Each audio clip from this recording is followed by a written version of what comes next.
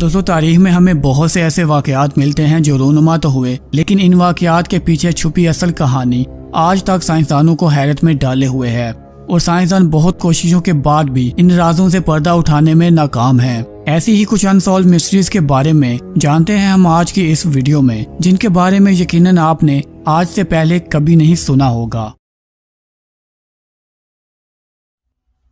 دنیا کی تاریخ میں ایسے کئی پراسرار افراد ملتے ہیں جن کی حقیقت آج تک ایک راز ہے۔ یہ اشخاص بغیر کسی شناخت کے دنیا کے سامنے آتے ہیں، تاریخ میں اپنی جگہ بناتے ہیں اور پھر غائب ہو جاتے ہیں۔ ان کے بارے میں کوئی نہیں جانتا کہ وہ کون تھے، کہاں سے آئے اور کہاں غائب ہو گئے۔ انہی پراسرار لوگوں میں سے ایک نام ہے دا مسٹری مین فرام ٹوریڈ۔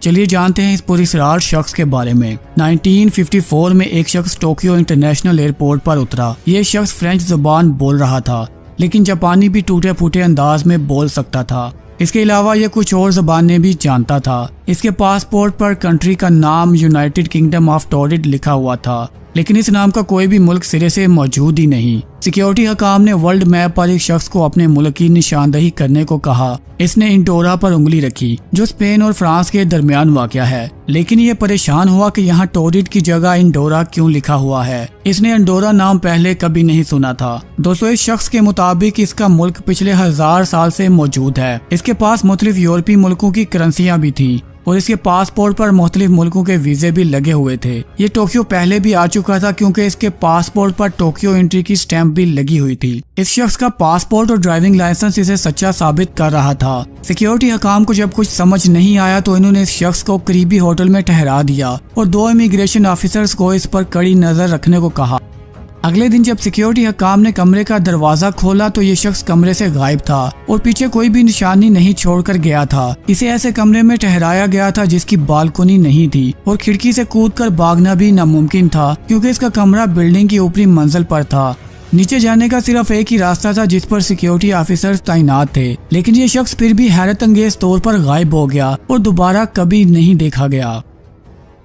دوستو امریکی تاریخ کا آج تک کوئی ایسا کیس نہیں جو حل نہ کیا گیا ہو، لیکن D B Cooper hijacking کا ایک ایسا کیس ہے جو 50 سال گزرنے کے بعد بھی حل نہیں کیا جا سکا۔ ایک تنہا شخص نے ایف بی آئی سمیت امریکہ کی پوری انٹیلیجنس ایجنسیوں کو چکرا کے رکھ دیا۔ پچھلے 50 سالوں میں کافی مرتبہ اس کیس کی فائل اوپن ہوئی، لیکن ہر بار ناکامی کا سامنا کرتے ہوئے بند کرنا پڑی۔ چلیے جانتے ہیں اصل واقعہ کیا تھا۔ یہ بات ہے 24 نومبر 1971 کی۔ ایک مسافر جس کا ٹکٹ ڈین کوپر کے نام سے بک تھا، جو بعد میں ڈی پی کوپر کے نام سے مشہور ہوا، پورٹ لینڈ انٹرنیشنل ایئرپورٹ پر north west orient airline کی پرواز 305 پر سوار تھا۔ یہ پرواز سیٹل سے ٹکوما انٹرنیشنل ایئرپورٹ جا رہی تھی۔ جیسے ہی جہاز نے ٹیک آف کیا، اس کے کچھ دیر بعد کوپر نے سگریٹ جلائی اور ایک ڈرنک کا آرڈر کیا۔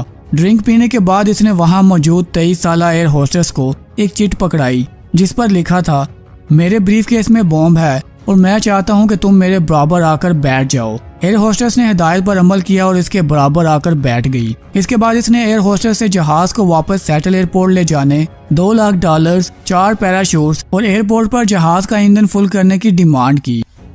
ایئر ہوسٹس نے جہاز کے کپتان کو یہ ساری بات بتائی، جس کے بعد کنٹرول ٹاور سے رابطہ کر کے اس ہائی جیکنگ کے بارے میں آگاہ کیا گیا۔ جہاز کا رخ واپس سیٹل ایئرپورٹ کی طرف موڑا گیا۔ پولیس اور ہوائی عملے کی جانب سے ایئرپورٹ پر رقم اور پیراشوٹ کا بندوبست ہونے تک جہاز مسلسل ایئرپورٹ کے گرد چکر لگاتا رہا۔ 3 گھنٹے بعد جہاز کو لینڈ کروایا گیا۔ کوپر نے جہاز پر سوار 36 مسافروں اور عملے کے 6 میں سے 2 لوگوں کو چھوڑ دیا، رقم اور پیراشوٹ حاصل کی، ایندھن فل کرایا اور جہاز کو میکسیکو لے جانے کے لیے کہا۔ اس وقت تک رات ہو چکی تھی اور موسم بھی کافی خراب تھا۔ کوپر نے اوریگن کے مقام پر پیراشوٹ پہنا، پیسوں کا بیگ پکڑا اور جہاز سے چھلانگ لگا دی، اور آج تک نہیں معلوم ہو سکا کہ ڈی بی کوپر کون تھا، کہاں سے آیا اور کہاں چلا گیا۔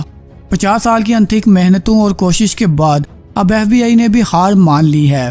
اس واقعے کے 9 سال بعد یعنی 1980 کو وینکوور کے قریب دریائے کولمبیا پر ایک لڑکے کو $5800 کا ایک بنڈل ملا، جن کی تصدیق ہونے پر پتہ چلا کہ یہ وہی نوٹ تھے جو ڈی پی کوپر کو تاوان میں دیے گئے تھے۔ جس کے بعد اس کیس کی فائل دوبارہ اوپن ہوئی، لیکن پھر بھی اس کی تفصیلات آگے نہیں بڑھ سکی۔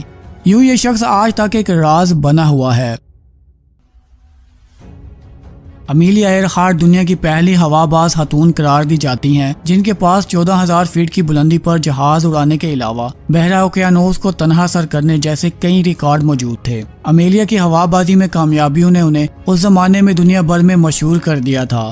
1935 کو امیلیا نے ہوائی سے کیلیفورنیا تک 3,875 کلومیٹر تک کا انتہائی مشکل راستہ بالکل تنہا عبور کیا تھا، لیکن امیلیا کا اصل ہدف دنیا کے گرد چکر لگا کر ورلڈ ریکارڈ قائم کرنا تھا۔ ہوا بازی میں اپنی کامیابیوں کو دیکھتے ہوئے امیلیا کافی پرجوش تھی کہ وہ یہ ریکارڈ قائم کرنے میں ضرور کامیاب ہو جائیں گی۔ 1937 کو امیلیا نے twin engine Lockheed Electra طیارہ اور نیویگیٹر فریڈ نونان کے ساتھ دنیا کے گرد چکر لگانے کا مشن شروع کیا۔ 21 مئی کو امیلیا آکلینڈ سے میامی پہنچی، جس کے بعد 1 جون کو اس مشن کا باقاعدہ آغاز ہوا۔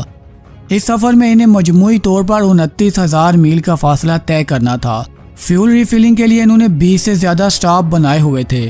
سب سے پہلے یہ میامی سے پورٹو ریکو کے شہر سان جون پہنچے، اس کے بعد بحرہ اوقیانوس پار کر کے براعظم افریقہ، پھر پاکستان اور ہندوستان سے ہوتے ہوئے جنوبی ایشیا، اور 29 جون کو 22,000 میل کا فاصلہ طے کر کے پپوا نیو گینی کے شہر لائی پہنچے، جہاں ان کا شاندار استقبال کیا گیا۔